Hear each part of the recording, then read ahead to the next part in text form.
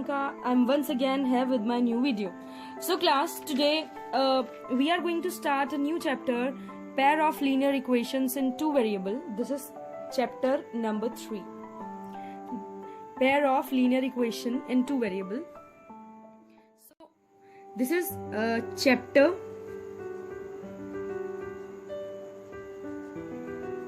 3, class 10.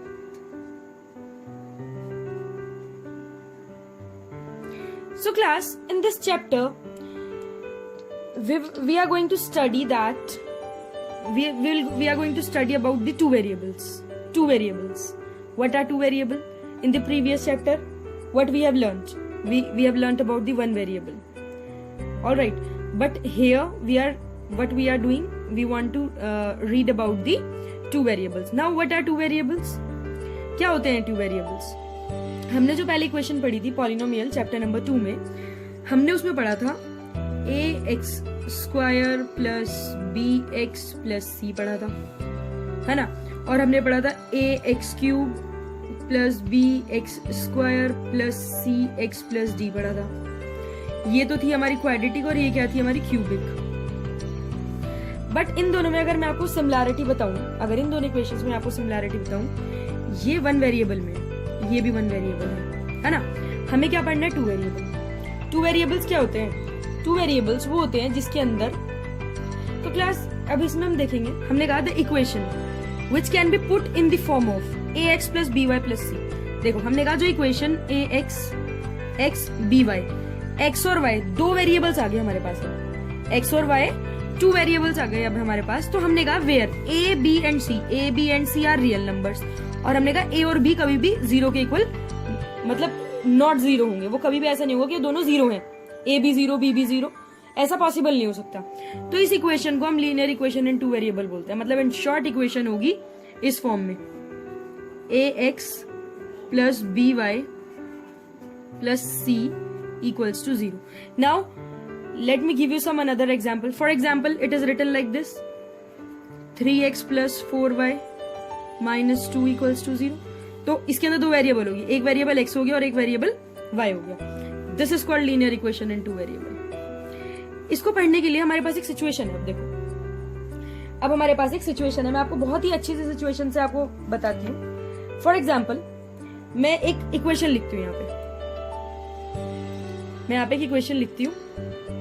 मैंने यहाँ पे एक इक्वेशन लिखी x minus 2y equals to 0, और मैंने दूसरी इक्वेशन लिखी 3x कुछ भी एग्जांपल ले लेते हैं हम, plus 4y minus 20 equals to 0। ये दो इक्वेशंस ले लिए मैंने, ठीक है। अब इन दोनों इक्वेशंस को लेने के बाद हमने देखा, इसमें इन दोनों इक्वेशंस को लेने के बाद हमने देखा इसमें इक्वेशन होनी चाहिए थी हमारी ax plus by plus c की फॉर्म में है ये सब इक्वेशंस, ठीक है ना। a1 कितना है, b1 कितना है, c1 कितना है।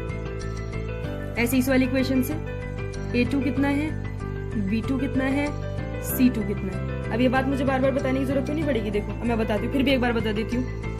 जो x के साथ होता है वो a होता है, जो y के साथ होता है b होता है, और जो लास्ट वाला नंबर होता है वो c होता है। यहाँ पे x के साथ क्या लिखा हुआ है? कुछ नहीं लिखा हुआ, तो इसका मतलब a1 है। y के साथ क्या लिखा हुआ है? -2, और c क्या है? 0, कुछ है ही नहीं। x के साथ क्या लिखा है नीचे? 3, y के साथ क्या लिखा है? +4, और c कितना है? -20। ठीक है, कोई प्रॉब्लम इसमें नहीं है। अब देखो हमारे पास एक सिचुएशन है। अगर सिचुएशन ये बैठती है a1 upon a2 is not equal to b1 upon b2। मैंने कहा अगर सिचुएशन ये बैठे a1 upon a2 is not equal to b1 upon b2। For example, जो मैंने अभी अभी ये वाला एग्जाम्पल लिया था, पुट करके देखते हैं वैल्यूज को। देखो 1 अपॉन 3 क्या इक्वल है -2 अपॉन 4 के। अगर मैं इसी कटिंग भी कर दूं, 2 1 2 2 2 4, तो भी इक्वल नहीं आ रहा, नॉट इक्वल है। तो a1 अपॉन a2, अब जब दो इक्वेशन है, जो दो इक्वेशन हमें गिवन है, अगर उसमें ये वाली सिचुएशन बैठ जाए a1 upon a2 is not equal to b1 upon b2, तो उस इक्वेशन को उस इक्वेशन को हम बोलते हैं यूनिक सॉल्यूशन।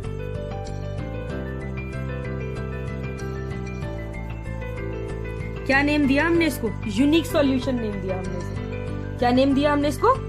Unique solution. और हम इसको दूसरा नाम भी दे सकते हैं, इसका नाम ये भी कह सकते हैं हम एग्जैक्टली। क्या कह सकते हैं हम इसको?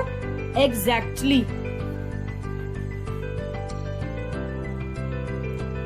Exactly one solution.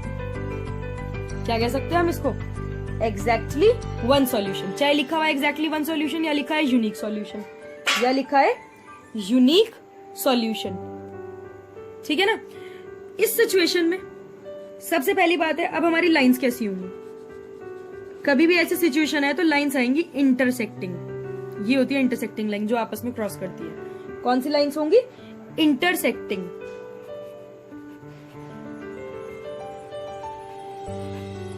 Intersecting lines होंगी हमारे पास। कौन सी लाइंस होंगी? इंटरसेक्शन लेती हूं। सेकेंड सिचुएशन हमारे पास है a1 upon a2 equals to b1 upon b2 is not equal to c1 upon c2। ठीक है। तो जो इसका ग्राफिकली नेम है,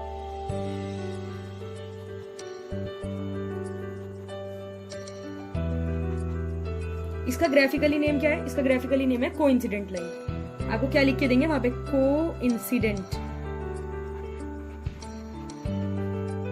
कोइंसिडेंट लाइंस। कौन सा नाम होगा इसका? Coincident lines. और एल्जेब्रिकली हम इसको क्या बोलते हैं? एल्जेब्रिकली हम इसको बोलते हैं इनफाइनाइट। एल्जेब्रिकली हम इसको बोलते हैं इनफाइनाइटली मेनी सॉल्यूशन। क्या बोलते हैं? Infinitely many solution.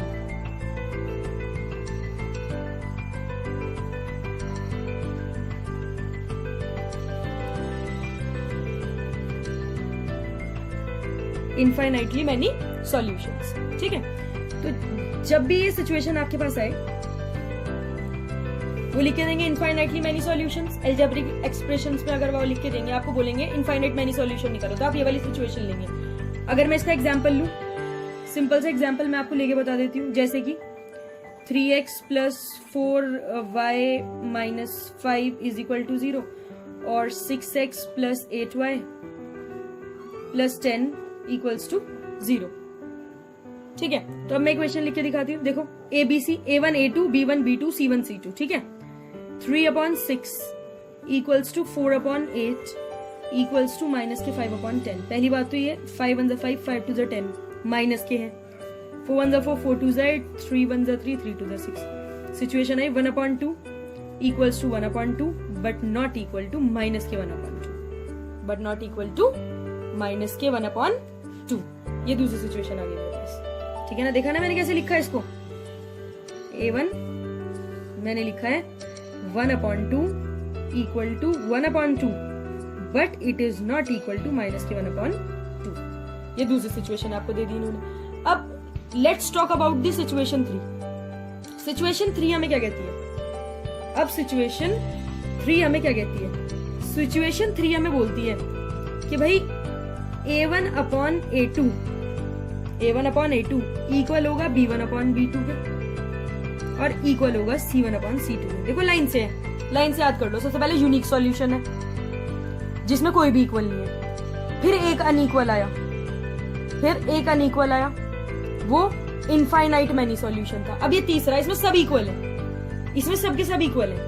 तो इसका जो ग्राफिकल नेम है, ग्राफिकल नेम मैं आपको दूंगी। अच्छा, कोइंसिडेंट लाइन मैंने आपको पहले वाले में कोइंसिडेंट लाइंस नहीं बताई। कोइंसिडेंट लाइन होती है जो एक ही पॉइंट पे लाई करती है। सपोज मैंने आपको 2 बॉक्सेस दिए कि लाइन ग्राफ प्लॉट करो और एक ही लाइन आएगी वो बार बार। सपोज आपके पास एक बॉक्स से आपने एक्स वाई की वैल्यू निकाली, ग्राफ प्लॉट कर दिया, ये लाइन आ गई। दूसरे वाले की जब एक सिचुएशन दूसरी सिचुएशन होगी, जब उसकी ग्राफ प्लॉट करोगे तो भी ये लाइन आएगी। मतलब एक ही पॉइंट पे लाई करते रहेंगे पॉइंट्स। ये कोइंसिडेंट लाइन है। अब ये जो मैंने सिचुएशन 3 आपको बताई है, ग्राफिकली इसको बोलते हैं parallel lines. Parallel lines, parallel lines होती कैसे? ये होती है पैरेलल लाइंस, है ना। ये पैरेलल लाइंस होती है। और इसका एल्जेब्रिक नेम क्या है? इसका जो एल्जेब्रिक नेम है वो क्या है? No solution. क्या है? No solution. क्या है? No solution. तो लाइन से याद कर लो, लाइन से याद करो इसको, बहुत ज्यादा इंपॉर्टेंट कंसेप्ट।